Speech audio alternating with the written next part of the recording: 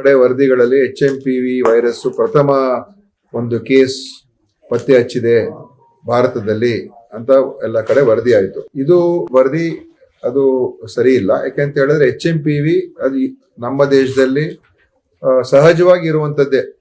ಅನೇಕ ಬೇರೆ ಬೇರೆ ಏನು ಈ ಉಸಿರಾಟಕ್ಕೆ ಸಂಬಂಧಪಟ್ಟಿರ್ತಕ್ಕಂಥ ಕಾಯಿಲೆಗಳು ಅಂತ ಏನು ಹೇಳ್ತೀವಿ, ಅಂದ್ರೆ ಈ ILI ಇನ್ಫ್ಲೂಯೆನ್ಸಾ ಲೈಕ್ ಇಲ್ನೆಸಸ್ ಅಂತ ಹೇಳಿದಾಗ ಅದು ನಮ್ಮ ಉಸಿರಾಟಕ್ಕೆ ತೊಂದರೆ ಆಗುವಂಥದ್ದು, ಶ್ವಾಸಕೋಶಕ್ಕೆ ಸ್ವಲ್ಪ ಸಮಸ್ಯೆ ಆಗುವಂಥದ್ದು, ಸ್ವಲ್ಪ ಕಫ ಮತ್ತು ಕೆಮ್ಮು, ನೆಗಡಿ, ಈ ರೀತಿಯಾದಂತಹ ಸಿಂಪ್ಟಮ್ಸ್ ಇರುವಂತದ್ದು ಬರುವಂತದ್ದಕ್ಕೆ ಈ ರೆಸ್ಪಿರೇಟರಿ ಇನ್ಫೆಕ್ಷನ್ಸ್ ಅಂತ ಹೇಳ್ತೀವಿ. ಅದರಲ್ಲಿ ಬೇರೆ ಬೇರೆ ತರ ವೈರಸಸ್ ಇಂದ ಬರ್ತದೆ. ಅದರಲ್ಲಿ ಈ HMPV ಕೂಡ ಒಂದು ಸ್ಪಷ್ಟವಾಗಿ ಹೇಳುವಂಥದ್ದು, ಇದೇನು ಹೊಸ ವೈರಸ್ ನಮ್ಮ ದೇಶದಲ್ಲಿ ಬಂದಿಲ್ಲ, ಮೊದಲಿಂದನೂ ಕೂಡ ಇದೆ.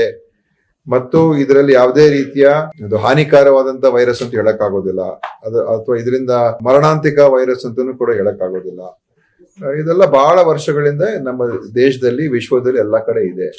ಪ್ರಥಮವಾಗಿ ಪತ್ತೆ ಹಚ್ಚಿದ್ದು 2001ನೇ ಇಸ್ವಿಯಲ್ಲಿ ನೆದರ್ಲೆಂಡ್ಸ್ ಅಲ್ಲಿ ಎಲ್ಲೋ ಒಂದ್ ಕಡೆ ಅದನ್ನ ಪ್ರಥಮ ಪತ್ತೆ ಹಚ್ಚಿದ್ರು. ಅದಕ್ಕೆ ಮುಂಚೆಯಿಂದನೂ ಕೂಡ ಇತ್ತು, ಬಟ್ ಗೊತ್ತಾಗಿದೆ ಅವಾಗ. ಅದರಿಂದ ಇದು ಸಹಜವಾಗಿರುವಂತದ್ದೇ. ಮತ್ತು ಏನು ಕೇಂದ್ರ ಸರ್ಕಾರ ಮತ್ತು ICMR ಅವರು ಮತ್ತು ಏನು ಅವರೆಲ್ಲ ಇದನ್ನ ಸರ್ವೇಲೆನ್ಸ್ ಮಾಡ್ತಾ ಇರ್ತಾರೆ, ಇಂಥ ಒಂದು ILI ಕೇಸಸ್ ಅಲ್ಲಿ ಬಂದಾಗ ಅದರಲ್ಲಿ 1% ಅಷ್ಟು ಜನರಿಗೆ ಈ HMPV ಬರುವಂತದ್ದು ಕಾಣ್ತದೆ ಅಂತ ಹಿಂದೆಯಿಂದ ಇರುವಂತ ಡೇಟಾ.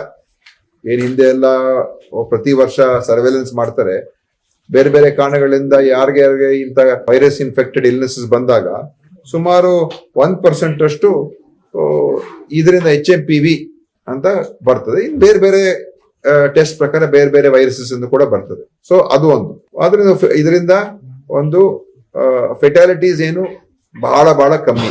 ಅದು ಬೇರೆ ಸಮಸ್ಯೆಗಳು ಕೂಡ ಸೇರ್ಕೊಂಡು ಅದರಿಂದ ಫೆಟಾಲಿಟೀಸ್ ಆಗಿದೆ ಹೊರತು ಇದರಿಂದನೇ ಏನಾಗುತ್ತೆ ಅಂತ ಏನಿಲ್ಲ. ಅದು ಬರ್ತದೆ, ನಮ್ಮ ಒಂದು ದೇಹದಲ್ಲಿ ಇರ್ತದೆ, ಮತ್ತು ಸಹಜವಾಗಿ ಅದು ಬಂದು ನಂತರ ಗುಣಮುಖರಾಗ್ತಾರೆ.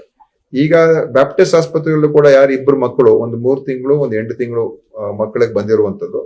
ಅವರು ಕೂಡ ಒಂದು ಮಗು ಬಂದು ಡಿಸ್ಚಾರ್ಜ್ ಕೂಡ ಡಿಸೆಂಬರ್ ತಿಂಗಳಲ್ಲಿ ಆಗಿತ್ತು. ಇನ್ನೊಂದು ಮಗು 8 ತಿಂಗಳ ಮಗು ಬಹುಶಃ ಅದು ಇವತ್ತು ನಾಳೆನೇ ಡಿಸ್ಚಾರ್ಜ್ ಆಗ್ಬಹುದು. ಎಲ್ಲ ನಾರ್ಮಲ್ ಆಗಿದ್ದಾರೆ.